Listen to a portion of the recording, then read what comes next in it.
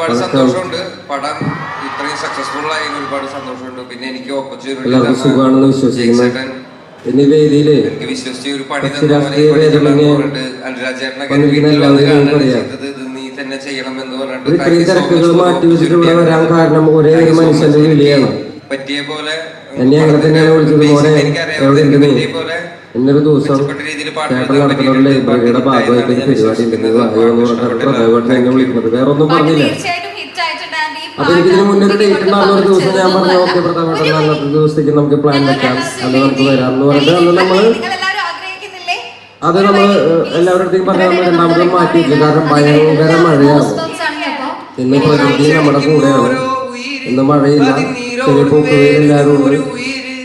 ഇങ്ങനത്തെ ഒരു ഇത്രയും സന്തോഷമുള്ള ഒരു രീതിയില് എനിക്ക് കുറച്ച് അവാർഡുകൾ കിട്ടിയിട്ടുള്ള കണ്ടിട്ടുള്ളത്. ഇത്രയും അവാർഡുകൾക്ക് ഞാൻ അർഹനാണോ ഇല്ലയോ എന്നുള്ള കാര്യത്തിൽ എനിക്ക്